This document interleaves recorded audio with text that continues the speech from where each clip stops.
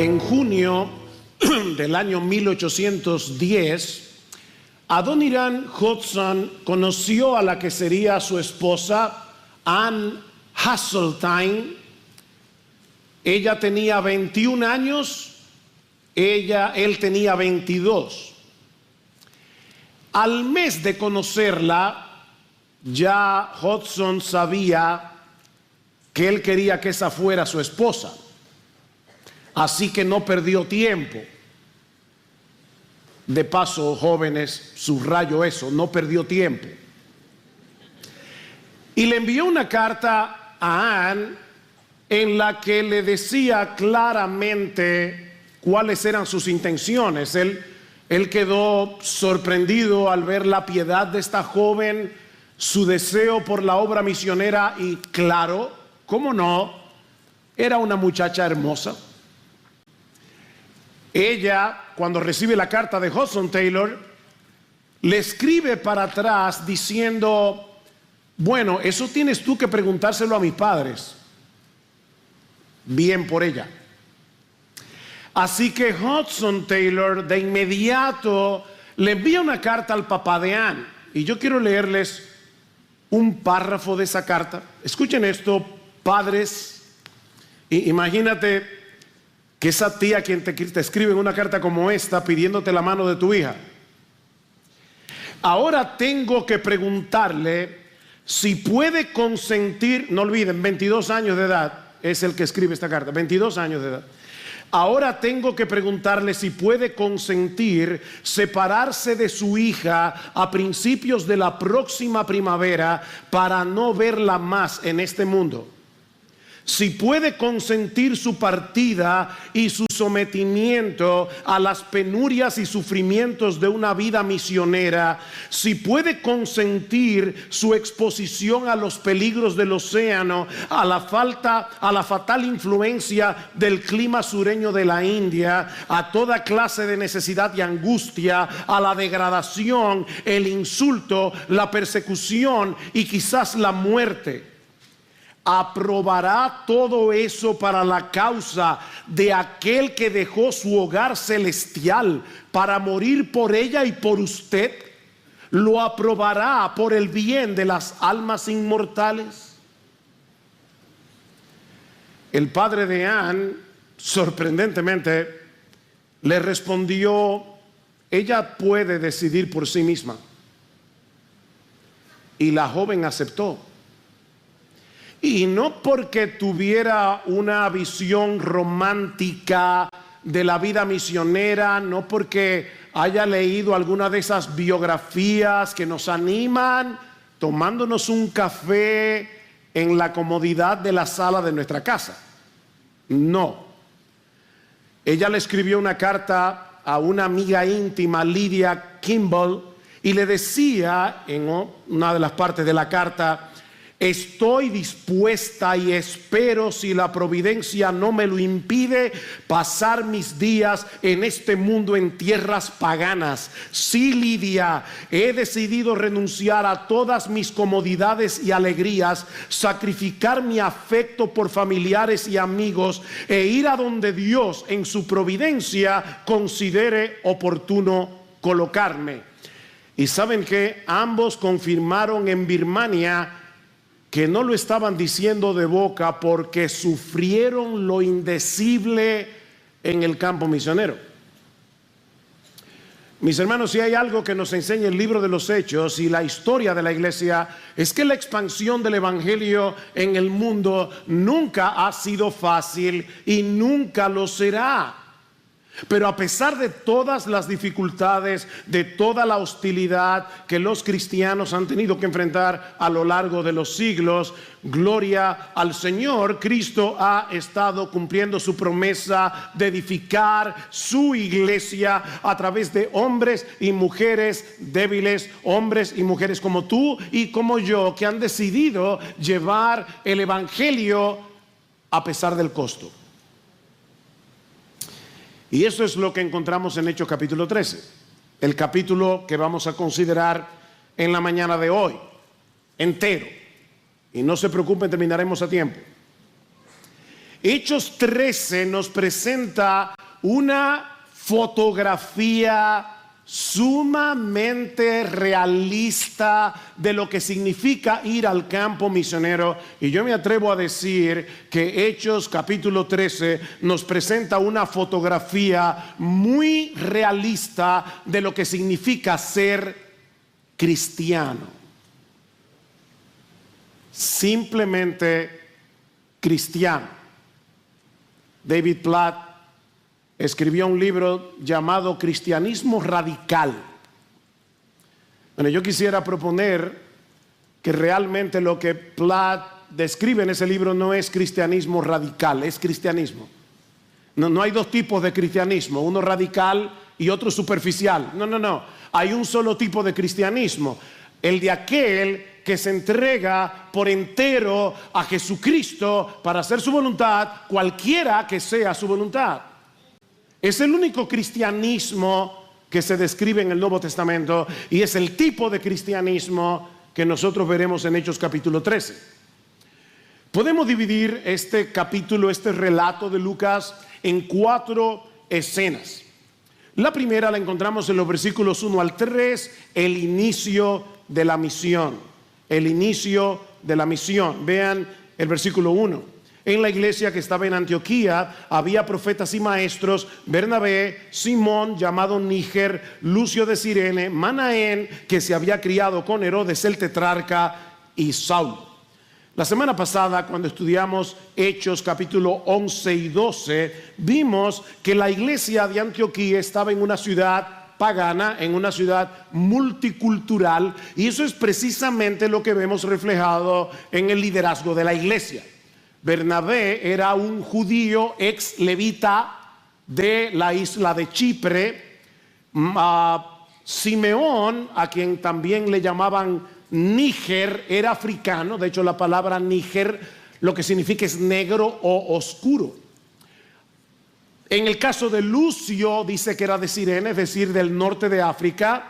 Manaén era alguien que se había criado nada más y nada menos que en la corte real, como hermano adoptivo de Herodes. Increíble cómo un hombre como Herodes puede tener como hermano adoptivo a un individuo que no solamente se convierte al Señor, sino que al mismo tiempo viene a ser uno de los líderes de la iglesia en Antioquía. Y el último de la lista es el más conocido, Saulo de Tarso, antiguo fariseo y perseguidor de la iglesia, educado en Jerusalén. Este grupo tan diverso no solamente reflejaba la diversidad de la membresía, sino que también evidenciaba que los extranjeros no eran marginados en esta iglesia. Obviamente porque habían llegado al liderazgo. Y lo que quiero decir, mis hermanos, es que estos creyentes habían entendido que la justificación por la fe sola nos une a todos en Cristo con un vínculo más fuerte que nuestro lugar de origen. Y de paso, estudiando este pasaje, me gozaba en lo que está sucediendo en IBCJ en el día de hoy, porque en la membresía de IBCJ obviamente los dominicanos predominamos, pero entre nosotros hay haitianos, colombianos, venezolanos, argentinos, y quiera el Señor, no sé si se me quedó alguien más por ahí, pero quiera el Señor que eso se siga multiplicando todavía más, porque eso fortalece la membresía de una iglesia. Y no solamente eso, mis hermanos, esta variedad es lo que capacitó a la iglesia de Antioquía para ser el primer centro misionero de toda la historia de la iglesia. Ellos entendían perfectamente bien cómo moverse en este complejo mundo multicultural y pagano en el que ellos se encontraban. Obviamente cualquier iglesia desearía tener un dream team de pastores como estos. Este era un equipo espectacular,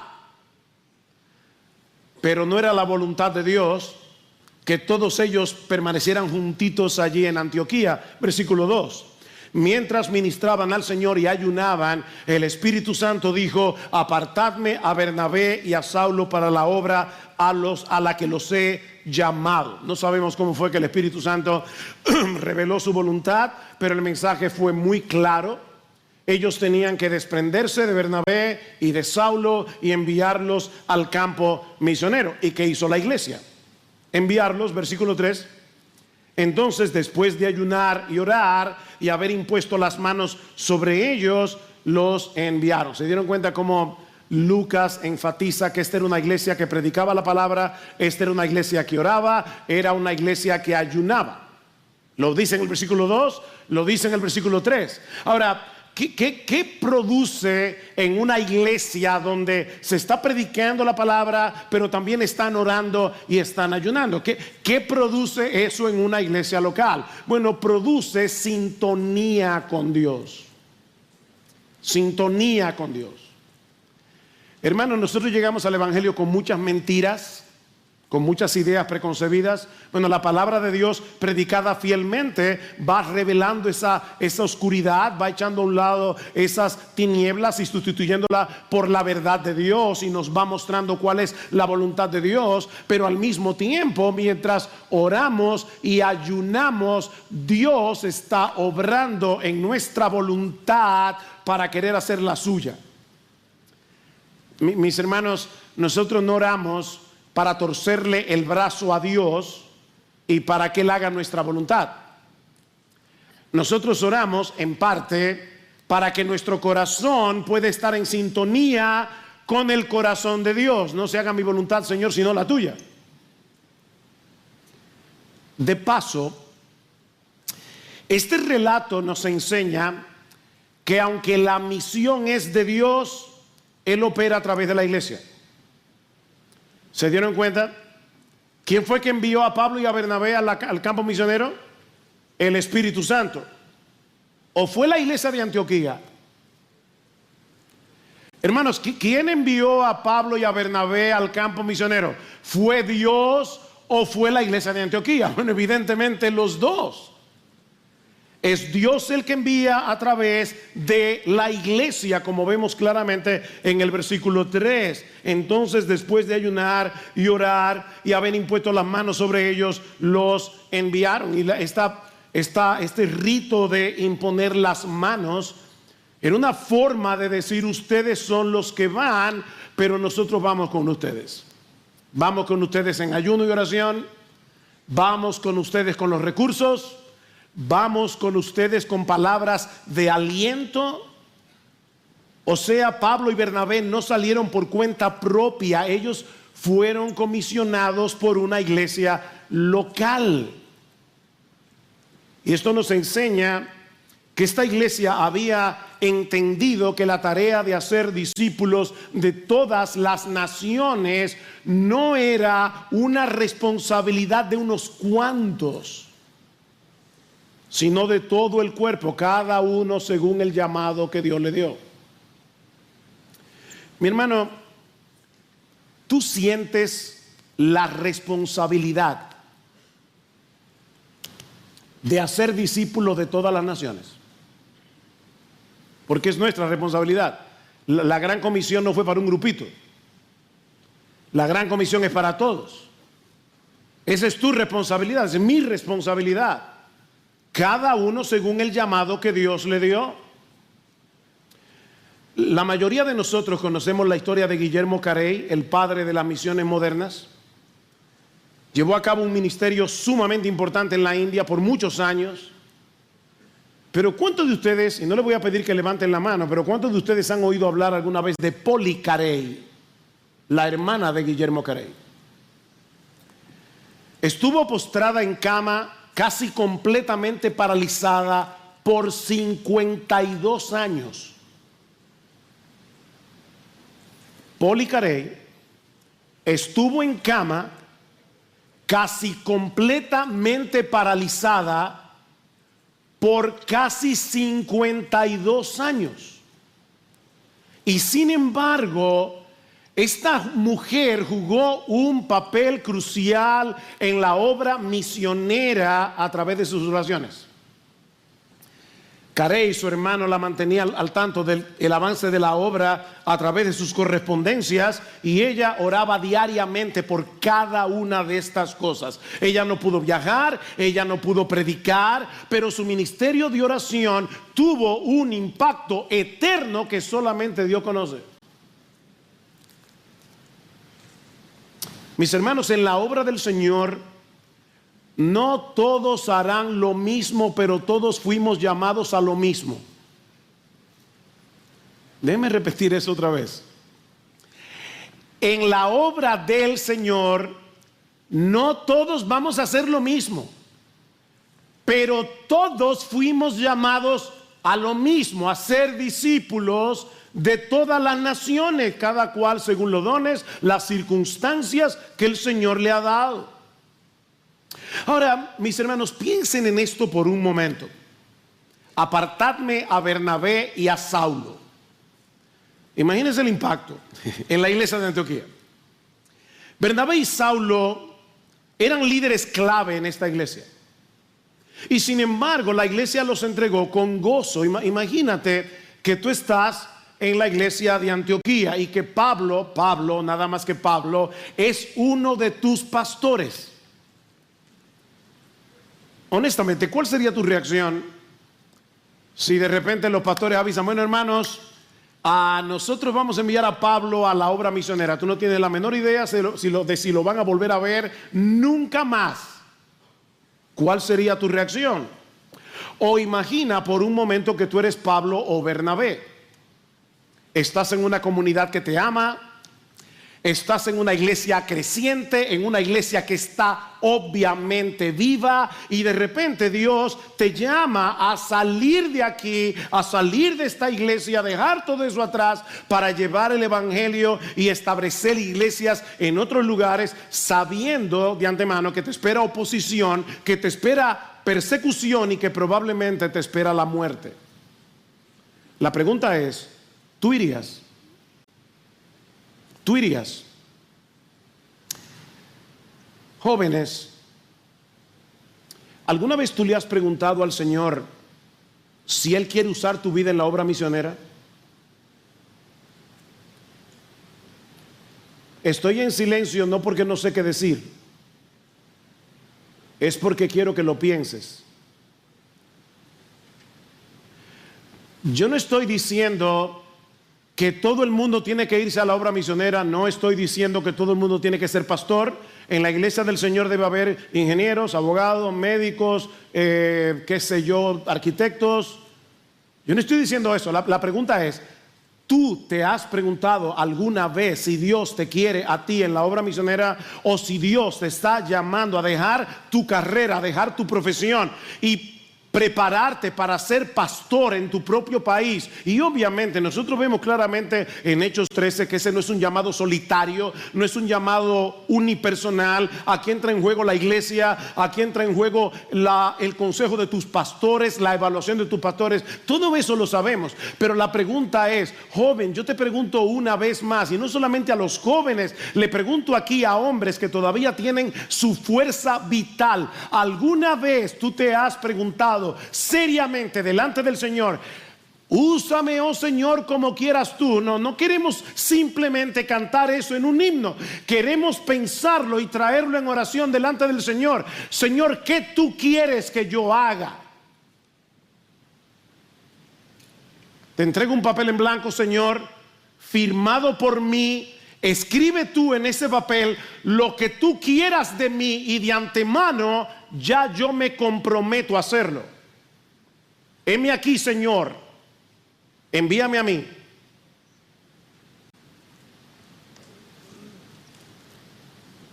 ¿Qué pasaría si el Señor llamara a uno de tus hijos a la obra misionera o al ministerio pastoral? ¿Lo apoyarías? ¿O qué pasaría si una de tus hijas te dice: papi, yo me quiero casar con un misionero que tiene un llamado muy fuerte y muy claro, confirmado por la iglesia, para irse al Congo? Hermanos, de verdad,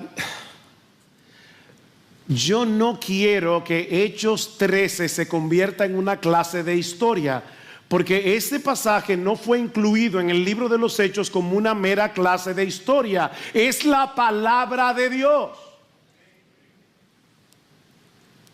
¿Qué tú harías? Tenemos a nuestros hermanos Jeremías y Manélida en la obra misionera. Ellos necesitan nuestras oraciones. Ellos necesitan nuestros recursos. Ellos necesitan nuestras palabras de aliento. Porque ellos no se fueron solos. Ellos fueron enviados por esta iglesia local. Es la obra misionera de IBCJ. Y si tú eres parte de IBCJ, es nuestra obra misionera. Pero la historia continúa. Y yo me propongo predicar del capítulo 13 completo. Así que vayamos a la segunda escena del pasaje. La confrontación espiritual de la misión. Ya vimos el inicio de la misión. Veamos ahora en segundo lugar la confrontación espiritual de la misión. Versículo 4 al 7. Ellos pues enviados por el Espíritu Santo. Interesante. Versículo 3. Antioquía los envió. Versículo 4, el Espíritu Santo los envió. Descendieron a Seleucia y de allí se embarcaron para Chipre. Llegados a Salamina, proclamaban la palabra de Dios en las sinagogas de los judíos. Habían muchos judíos allí. Y tenían también a Juan Marcos de ayudante.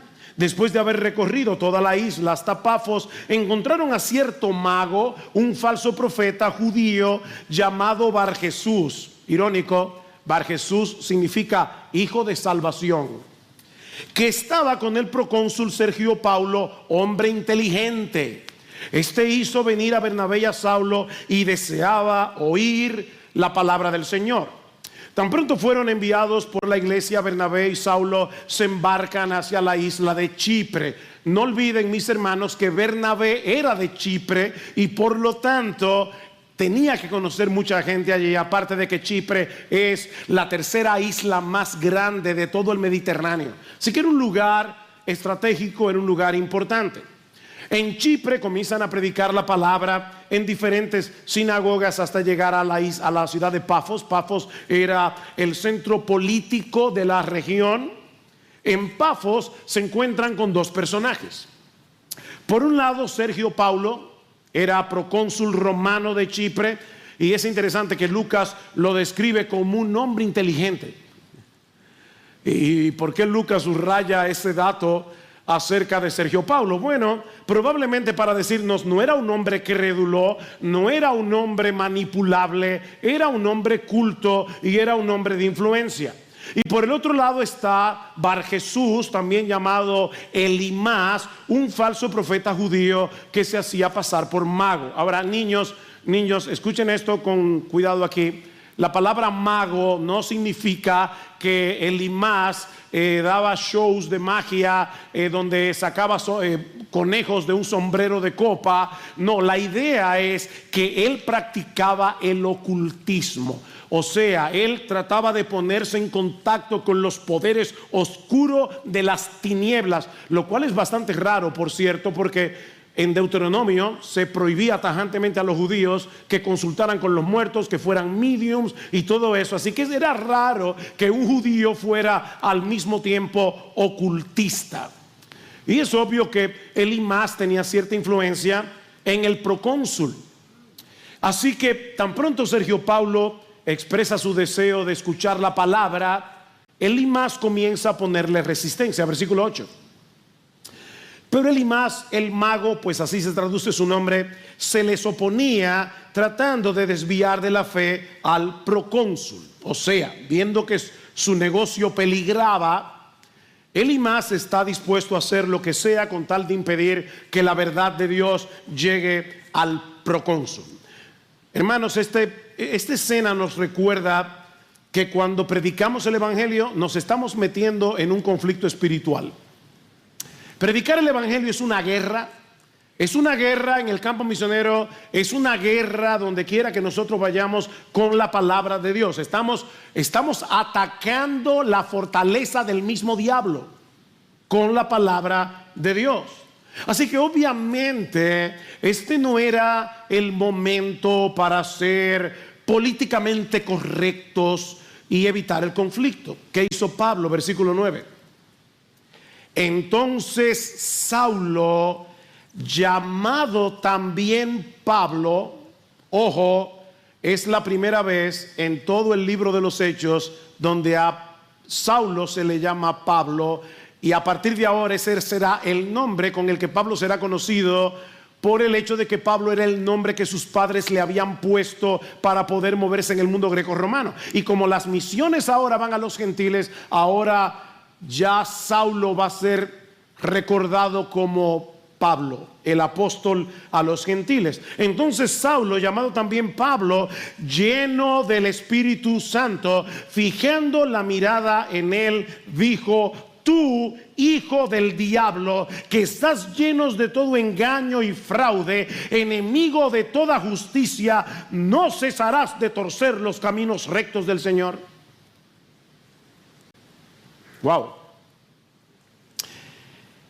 Sergio Paulo era un hombre inteligente, ya lo vimos. Pero tal parece que hasta la llegada de los misioneros había sido atraído hacia el ocultismo. Y eso es algo que nosotros vemos en el día de hoy. Personas cultas, inteligentes, estudiadas, que sin embargo creen cada tontería. Por supuesto, el ocultismo hoy tiene varios disfraces: nueva era, feng shui, coaching místico para enseñarte a conectarte con el universo. Pero es ocultismo con otro disfraz. Pablo sabía que lo que estaba en juego aquí era la salvación eterna de Sergio Paulo y tal vez la del mismo Elimás, y es por eso que reacciona con tanta firmeza. Hermanos, cuando leemos este texto, no pensemos que Pablo cogió un pique con Elimás, porque esa no es la idea. De hecho, noten lo que dice Lucas: Pablo estaba lleno del Espíritu Santo, así como Elimás estaba lleno de todo engaño y de todo fraude. Era un hijo del diablo tratando de torcer los caminos rectos del Señor. Así que el mismo Espíritu Santo que movió a Pablo y a Bernabé a ir a la obra misionera es el Espíritu Santo el que le está dando a Pablo esta firmeza para defender el Evangelio. Y de inmediato el juicio de Dios cae contra Elimás. Versículo 11. Ahora he aquí, la mano del Señor está sobre ti, te quedarás ciego y no verás el sol por algún tiempo. Al instante niebla y oscuridad cayeron sobre él e iba buscando quien lo guiara de la mano.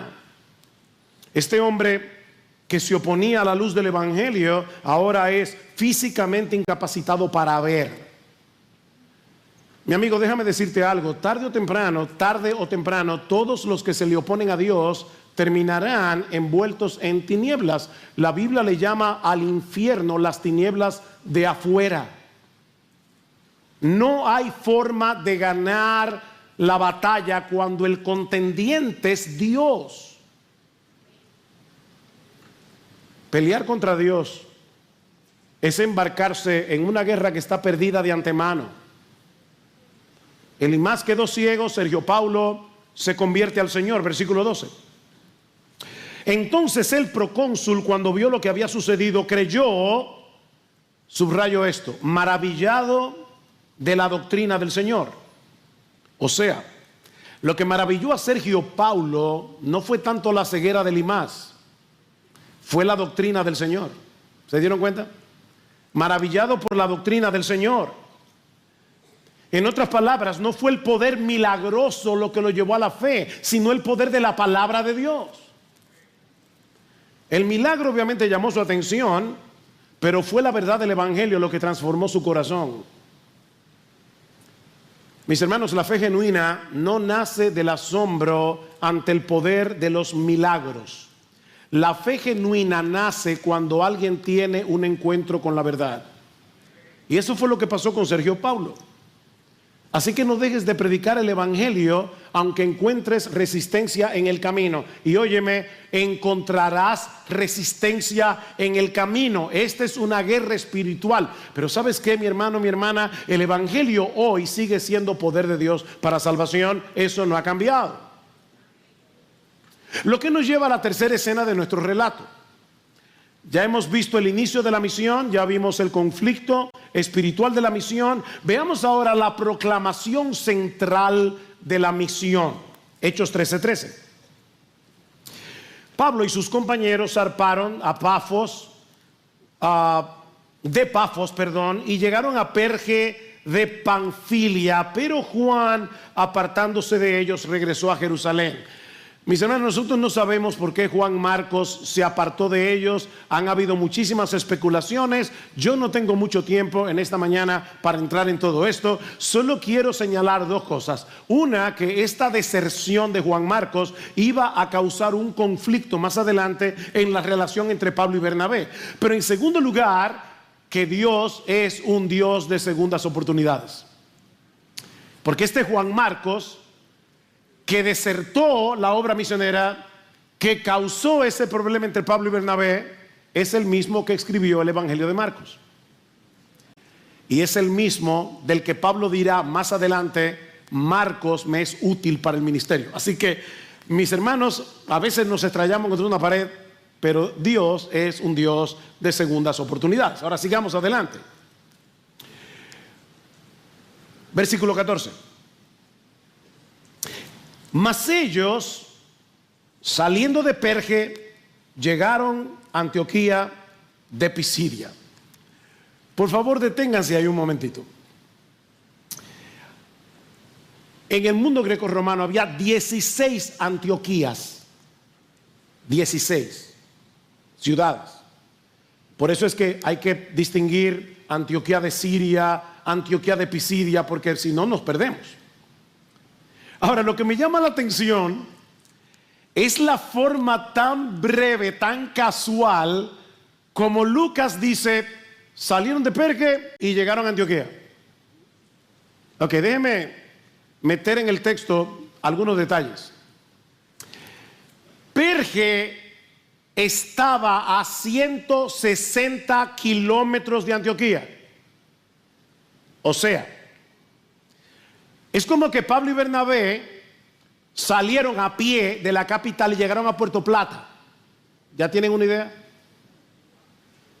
Por caminos muy difíciles, llenos de ladrones, y para colmo cuesta arriba, porque Antioquía de Pisidia se encuentra a 1000 metros sobre el nivel del mar. Y Lucas dice tan simplemente: ellos salieron de Perge y llegaron a Antioquía. Estos hombres estaban dispuestos a lo que sea con tal de predicar la palabra del Señor. Mis hermanos, si el evangelio es lo que tú y yo decimos que es, el mensaje de salvación que puede hacer la diferencia entre el cielo y el infierno, entonces vale la pena predicarlo. No importa lo que cueste, vale la pena predicarlo. Versículo 14b. Y en el día de reposo entraron a la sinagoga y se sentaron. Después de la lectura de la ley, los profetas, los oficiales de la sinagoga les mandaron a decir: hermanos, si tenéis alguna palabra de exhortación para el pueblo, hablad. Eso era muy típico en la sinagoga en ese tiempo. Pablo se levantó y, haciendo seña con las manos, dijo: hombres de Israel, y vosotros que teméis a Dios, escuchad. El sermón que Pablo predica a continuación ocupa gran parte del capítulo 13. Ya ustedes escucharon la lectura de la palabra al inicio del servicio. Y es muy similar al de Esteban en Hechos capítulo 7, solo que Pablo está enfatizando cosas diferentes. Obviamente no podemos ver este sermón con todos los detalles, pero sí debemos destacar dos cosas de este sermón. Dos cosas solamente. En primer lugar, la centralidad de Dios en todo el sermón. Si leen el mensaje, leanlo en sus casas tranquilamente, se van a dar cuenta que Pablo menciona 16 veces a Dios en este sermón. 16 veces. Él es el sujeto de casi todos los verbos que aparecen en este sermón, explícita o implícitamente. ¿Y eso qué quiere decir? Bueno, que Pablo está insistiendo en el hecho de que Dios es el actor central de la historia de la redención. Dios es el protagonista. Lo segundo es la forma como Pablo conecta la historia de Israel con la persona y la obra de Jesús. Mira, mi hermano, si tú quieres entender cada vez mejor el Antiguo Testamento, estudia cuidadosamente los sermones del libro de los Hechos y te vas a dar cuenta que todo el Antiguo Testamento nos apunta hacia Cristo. Pablo nos va llevando a través de las promesas, de los pactos, del éxodo, del reino de David, para mostrar que toda la escritura converge en la persona de Jesús. Eso fue lo que Cristo le dijo a los discípulos de Maús, ¿recuerdan? Oh insensatos y tardos de corazón, para creer todo lo que los profetas han dicho. No era necesario que el Cristo padeciera estas cosas y que luego entrara en su gloria. Y dice que comenzando desde Moisés y siguiendo por todas las escrituras, les mostraba lo que la Biblia decía de él en todas partes. Cristo es el centro del Antiguo Testamento y del Nuevo Testamento. Él es el cumplimiento de las promesas hechas en el Antiguo Testamento. Vean el versículo 27. Pues los que habitan en Jerusalén y sus gobernantes, sin reconocerle a él ni las palabras de los profetas que se leen todos los días de reposo, cumplieron estas escrituras condenándole. Dios es soberano. Ellos, sin saberlo, odiando y rechazando al Mesías, cumplieron las escrituras. Pero no se queda allí. Pablo dice, pero Dios los resucitó de los muertos, confirmando así su identidad como el Mesías prometido. Versículo 30. Y por muchos días, pero Dios le levantó de entre los muertos y por muchos días se apareció a los que habían subido con él de Galilea a Jerusalén, los cuales ahora son sus testigos ante el pueblo. En 1 Corintios 15, Pablo dice que Cristo se apareció a más de 500 hermanos a la vez. Mis hermanos, Cristo resucitó. No hay duda de eso. Y nosotros os anunciamos la buena nueva de que la promesa hecha a los padres, Dios la ha cumplido a nuestros hijos al resucitar a Jesús, como también está escrito en el Salmo 2. Y a partir de ahora, Pablo va a estar citando varios textos del Antiguo Testamento. El Salmo 2, Isaías 55:3, el Salmo 16, versículo 10 y 11, para llegar al clímax de su sermón, versículo 38. Por tanto, hermanos, sabed que por medio de él os anunciamos el perdón de los pecados, y que de todas las cosas de que no pudisteis ser justificados por la ley de Moisés, por medio de él todo aquel que cree es justificado. Ese es el corazón del evangelio. Tú y yo necesitamos una justicia que no se alcanza por el esfuerzo humano, sino por la gracia de Dios en Cristo. Una justicia que no es obrada por nuestra obediencia a los mandamientos. La ley nos convence de pecado, pero la ley no salva a nadie. La salvación se recibe como un regalo de gracia de parte de Dios, por medio de la fe. Pero Pablo no termina allí. Si bien es cierto que el evangelio es una buena noticia, rechazarlo es la peor desgracia que puede tener un hombre. Dice versículo 40, tened pues cuidado de que no venga sobre vosotros aquello de que se habla en los profetas. Y ahora va a citar Habacuc 1:5, mirad burladores, maravillaos y pereced, porque yo hago una obra en vuestros días, una obra que nunca creeríais, aunque alguno os la describiera. En otras palabras, Pablo está diciendo, no piense que ustedes pueden rechazar el evangelio sin consecuencias.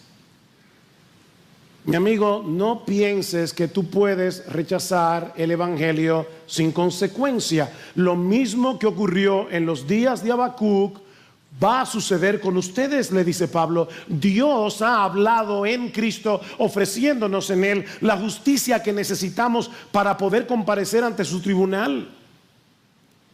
Ignorar lo que Dios ha dicho y ha hecho en Cristo no es neutralidad, es rebelión. Quizás alguno aquí dice: no, pero yo nunca he hablado mal del Evangelio, simplemente que no me importa. Yo soy neutral, yo creo en todas las religiones, que todas están bien, cada cual que crea lo que quiera. No, ignorar el Evangelio no es neutralidad, es rebeldía contra Dios. Y de paso, este pasaje nos muestra que no basta con ser personas religiosas, ni con conocer las historias bíblicas. Jóvenes, muchos de ustedes se han criado en la iglesia, han escuchado las historias bíblicas en la escuela dominical. Eso no basta. Estos judíos eran religiosos, estos judíos conocían las escrituras del Antiguo Testamento mejor que muchos cristianos evangélicos en el día de hoy. La pregunta es si hemos abrazado personalmente a Cristo como nuestra única esperanza por medio de la fe. Esa es la pregunta. Mira, joven, niños que están aquí, ¿es posible estar expuestos a las escrituras semana tras semana y sin embargo rechazar su mensaje central? Que Cristo ha venido, Cristo murió, Cristo resucitó, está sentado a la diestra de Dios y ahora llama a todos sin distinción a arrepentirse y creer. ¿Cómo reaccionaron ellos a la predicación de Pablo? Bueno, algunos se convirtieron al Señor. Versículo 42. Al salir Pablo y Bernabé, la gente les rogaba que el siguiente día de reposo les hablaran de estas cosas. Y terminada la reunión de la sinagoga, muchos de los judíos y de los prosélitos temerosos de Dios siguieron a Pablo y a Bernabé, quienes hablándoles les instaban a perseverar en la gracia de Dios. Pero otros se llenaron de envidia y reaccionaron con más hostilidad. Y eso nos lleva a la última escena, muy brevemente, que encontramos en este relato: la creciente resistencia a la misión. La creciente resistencia a la misión. Versículo 44. El siguiente día de reposo, casi toda la ciudad se reunió para oír la palabra del Señor. Pero cuando los judíos vieron la muchedumbre, se llenaron de celo y blasfemando contradecían lo que Pablo decía. ¿Oyeron eso? Contradecir el Evangelio es una blasfemia, es blasfemar contra Dios. Entonces Pablo y Bernabé hablaron con valor y dijeron: era necesario que la palabra de Dios os fuera predicada primeramente a vosotros, los judíos, mas ya que la rechazáis y no os juzgáis dignos de la vida eterna, he aquí nos volvemos a los gentiles. La historia de las misiones acaba de dar un giro determinante en ese versículo. Aunque Pablo y Bernabé habían comenzado predicando el Evangelio en las sinagogas, cuando los líderes judíos rechazan el Evangelio, ellos se vuelven hacia los gentiles. Y a partir de ahora, el movimiento misionero iba a ser universal. Versículo 47. Porque así nos lo ha mandado el Señor. Te he puesto como luz para los gentiles, a fin de que llevéis la salvación hasta los confines de la tierra. Pablo está diciendo: el hecho de que la misión ahora sea universal no es un accidente, no fue provocado simplemente por el rechazo de los judíos. Es que Dios desde el principio le había prometido a Abraham que la promesa dada a Abraham y a su descendencia era para todos aquellos que creían en el descendiente de Abraham, llamado Jesús. No importa de qué nación venga, benditas serán en ti todas las familias de la tierra. Así que a partir de este momento tan crucial, la misión ya no se va a concentrar en el pueblo judío. como punto de partida, sino en todos los pueblos de la tierra. ¿Y saben qué? En ese versículo está la razón de por qué hace más de un siglo el Evangelio llegó a la República Dominicana. En ese versículo. La iglesia del primer siglo entendió a partir de ese momento que el Evangelio era universal. Si no, tú y yo no estaríamos aquí. Ese plan que Dios tiene con todas las familias de la tierra no puede fracasar. ¿Sabes por qué? Porque no depende de los hombres, depende de Dios. Versículo 48. Oyendo esto, los gentiles se regocijaban y glorificaban la palabra del Señor, y creyeron cuantos estaban ordenados o destinados a la vida eterna. ¡Wow! ¡Qué declaración teológica más profunda! Lucas está enfatizando la soberanía de Dios en la salvación en términos muy claros. La salvación es del Señor. Ahora, mis hermanos, Lucas no introduce esto aquí para discutir, como ocurre lamentablemente en el día de hoy en muchas iglesias evangélicas, si la salvación está en las manos del hombre o si la salvación está en las manos de Dios. Ese conflicto no existía en la iglesia primitiva. O sea, Lucas no nos está dando aquí un versículo para apoyar las doctrinas de la gracia. Eso estaba claro en la mente de las iglesias del primer siglo.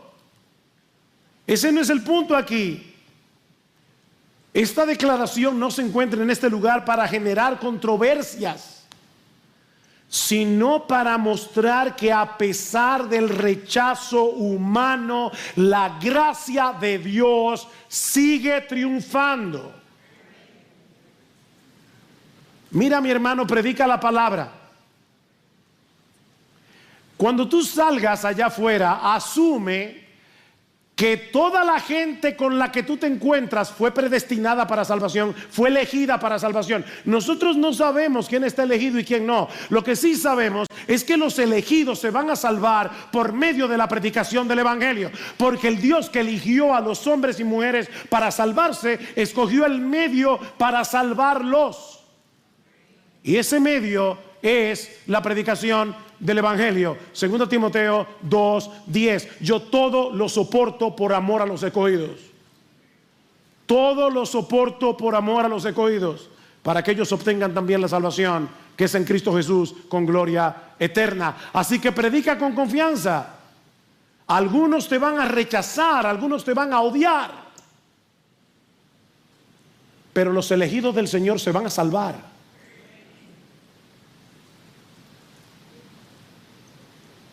Mis hermanos, la misión avanza porque Dios sigue llamando eficazmente a los suyos. Versículo 49. Y la palabra del Señor se difundía por toda la región, pero los judíos instigaron a las mujeres piadosas y distinguidas. Óigame, mujeres piadosas, piadosas según el patrón judío, y distinguidas, y a los hombres más prominentes de la ciudad, y provocaron una persecución contra Pablo y Bernabé y los expulsaron de su comarca. ¿Qué hicieron ellos? Entonces estos sacudieron el polvo de sus pies contra ellos y se fueron a Iconio. ¿Qué significa esto de sacudir el polvo de los pies? Bueno, algunos judíos, cuando venían del extranjero y penetraban en Israel, en suelo sagrado, se limpiaban el polvo de los pies para no contaminar la tierra de Israel. Así que esta acción de Pablo y Bernabé también es profundamente teológica. Porque lo que Pablo y Bernabé les está diciendo a estos judíos es: ustedes son más paganos que los paganos que los rodean. Y como ustedes han decidido rechazar el evangelio, Dios ha decidido que ustedes ya no son más el pueblo verdadero de Dios. Esto es serio. Y todavía hay algunos cristianos evangélicos que van a Israel creyendo que están pisando tierra santa y que sus oraciones llegan ahí más rápido al cielo.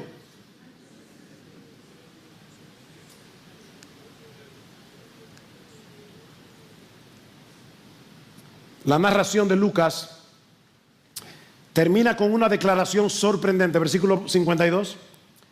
Y los discípulos estaban continuamente llenos de gozo y del Espíritu Santo. Por favor, no olviden el contexto. Estos creyentes acaban de experimentar una oposición intensa. Pablo y Bernabé fueron expulsados. ¿Usted se imagina lo que es eso? Expulsados como una plaga. Pero Lucas nos está mostrando aquí que la oposición, oye bien mi hermano, mi hermana, la oposición no apaga el gozo del creyente, lo intensifica. Porque la fuente de ese gozo no es el aplauso de los hombres. De hecho, ni siquiera el éxito ministerial. La fuente de ese gozo es el Espíritu Santo. El Espíritu no solo nos consuela en la aflicción, el Espíritu nos revela a Cristo como nuestro más grande tesoro, como nuestro bien supremo, aún en medio del dolor. Ese es el secreto del gozo cristiano. Cuando Cristo es nuestro supremo gozo, no hay circunstancia que pueda robarnos el gozo que el Espíritu Santo produce en nosotros al mostrarnos a Jesús en el Evangelio. No hay forma de apagar ese gozo.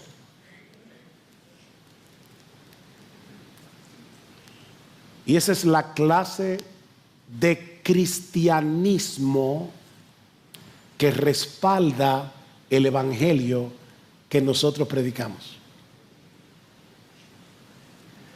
Cuando la gente nos ve sufrir por Cristo y a nosotros todavía aferrados a Cristo, le estamos diciendo al mundo: ¿sabes por qué yo estoy dispuesto a sufrir por causa de su nombre?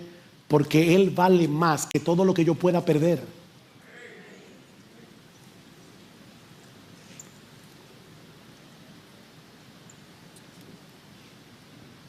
Pablo y Bernabé no eran supercreyentes. Eran cristianos comunes. Sí, créeme, eran cristianos comunes. Enviados por el Espíritu y sostenidos por la gracia. Ese es el título de mi sermón. Enviados por el Espíritu, sostenidos por la gracia. Y lo mismo puede decirse de la iglesia en Antioquía que los envió. La generosidad de esta iglesia, su obediencia, era fruto de un corazón cautivado por el Evangelio. Salieron de su zona de confort y se desprendieron de sus mejores líderes, porque valoraban a Cristo y la salvación de los perdidos por encima de su conveniencia personal. Oh, hermanos, cuidado, porque sin darnos cuenta siquiera, la comodidad de vida en la que vivimos, esa es una vida muy cómoda. Algunos dirán: pastor, usted no conoce cómo es mi vida. No, yo me refiero al mundo en el que nos ha tocado vivir. Yo me acuerdo cuando antes uno tomaba una fotografía, había que tener cuidado para sacar el rollo y que no se velara, llevarlo a un sitio que velaran el rollo para entonces tú ver la foto. Ahora tú lo tomas con un celular que cabe en el bolsillo y en un segundo se lo puedes enviar a todos tus amigos y postearlo en Instagram. Vivimos en una vida cómoda relativamente. Cuidado, porque sin darnos cuenta siquiera podemos estar desarrollando una resistencia sutil a cualquier cosa que implique renuncia riesgo o incomodidad. Si decimos estar dispuestos a servir al Señor, llévanos, oh Señor, a donde quieras tú, siempre que no interrumpa nuestra rutina o nos cause inconveniencias. Recuerdo, me vino a la mente la carta que un novio le escribió a su novia hace muchos años y le decía: mi amor, esta noche voy a verte. No importa lo que pase, tú eres lo más importante de mi vida, la niña de mis ojos, el tesoro de mi corazón. Así que espérame si no llueve.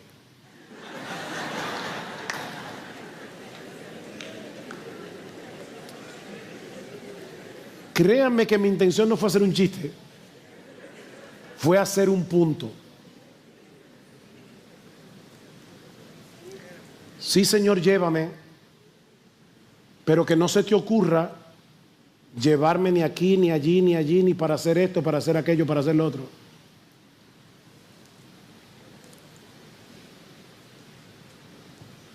Creyente en Cristo, ¿qué lugar tiene el Evangelio, el avance del Evangelio en tus prioridades? ¿Dónde entra la misión en tu agenda, en tus planes, en tus oraciones, en tus recursos?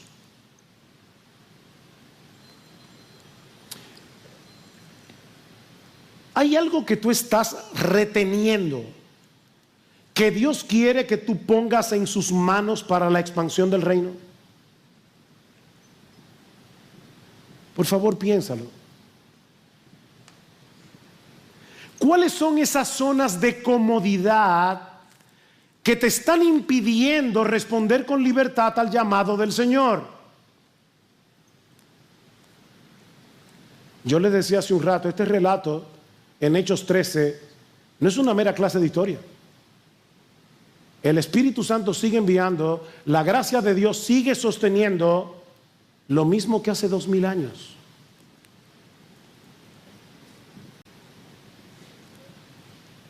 Jóvenes, yo les reto en esta mañana, a preguntarle seriamente al Señor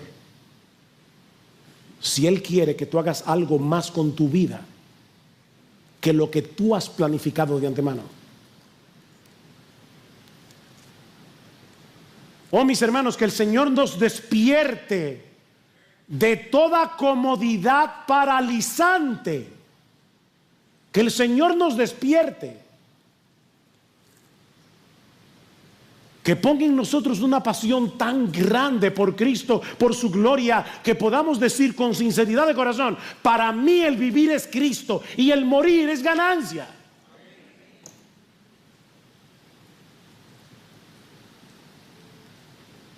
No hay gozo más grande ni propósito más trascendente que vivir para Cristo y para hacer avanzar el Evangelio de su gloria, desde donde estamos y hasta lo último de la tierra. Termino con esta estrofa de un himno que cantábamos al inicio de nuestra iglesia. Solo una vida pronto pasará, solo lo que es para Cristo durará. Dale a Cristo todo, es lo único que hacer cuando se tiene solo una vida.